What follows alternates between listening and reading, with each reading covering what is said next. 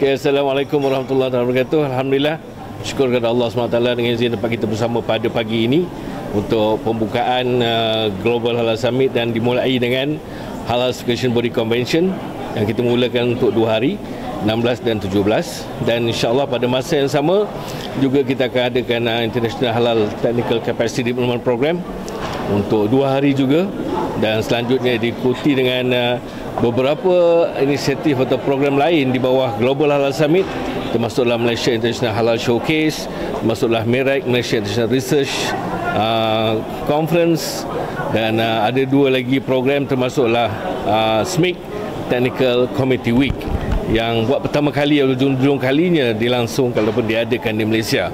Alhamdulillah, kita menerima permohonan partisipan daripada semua negara-negara yang telah kita beri pengiktirafan sebagai badan persediaan halal di luar negara, dan tidak ada yang terkecuali, malah ada juga negara-negara lain yang belum diberi pengiktirafan yang turut serta hadir dalam Halal Certification Body Convention pada kali ini.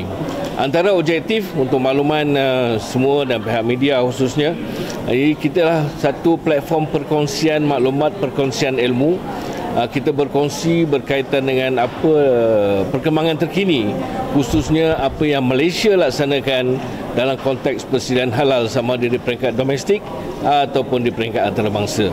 Ini adalah penting sebagaimana dalam keynote sebentar tadi menyatakan bahawa dari aspek integriti, dari aspek apa yang perlu kita bersama dari semua badan-badan persediaan halal, sama ada yang kita iktiraf ataupun belum diiktiraf.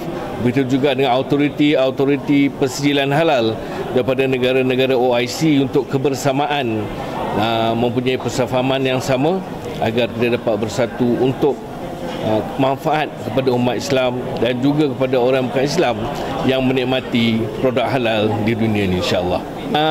Sesi pertemuan itu bermula sebelum kita mulakan majlis pukul 9.30 pagi ini tadi. Mereka memang menunggu setiap tahun Halal Certification Body Convention untuk bertemu dengan JAKIM khususnya, untuk datang ke Malaysia untuk dapat menimba ilmu dan juga pengetahuan berkenaan perkembangan terkini, khususnya apa yang Malaysia sediakan menerusi JAKIM untuk manfaat badan-badan persediaan ini. Tambahan pula kita sediakan program Technical Capacity Development Program untuk meningkatkan kompetensi auditors yang berada di negara-negara tersebut.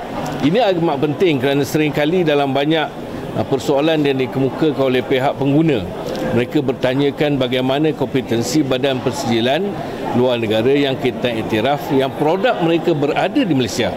Jadi inilah dia ruang dan peluang yang kita bersama dengan mereka, kita berkongsi pengalaman, kita berkongsi maklumat dan pengetahuan agar kompetensi auditors, syariah auditors, technical auditors dan juga penasihat syariah di negara-negara tersebut dapat benar-benar mematuhi atau mengikuti garis panduan standard yang ditetapkan, yang dibangunkan oleh Malaysia, insya-Allah. MOU ini tidak dilaksanakan antara JAKIM dengan badan-badan persediaan kerana kita dengan badan persediaan ini adalah merupakan pengiktirafan yang berbentuk surat pengiktirafan yang kita recognize mereka.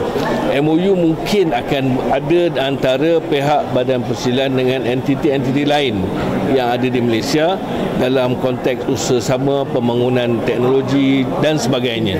Itu memang akan berlaku dan itu kita buka sebarluaskan terpulang kepada mana-mana entiti untuk adakan MOU tersebut. Menjadi halangan, malah kita juga memang menerima pihak industri yang nak mendapatkan maklumat dan pengetahuan berkaitan dengan persediaan halal. Keterbukaan itu telah kita laksanakan sejak dahulu lagi. Itu antara sebab mengapa persediaan halal Malaysia ini diberi pengiktirafan dan juga penghargaan yang amat tinggi oleh pemain industri peringkat antarabangsa. Malah pengguna di peringkat antarabangsa juga melihat produk-produk yang Malaysia persediakan halal, bukanlah kata kualiti tinggi, tapi kepercayaan terlebih tinggi berbanding dengan yang lain.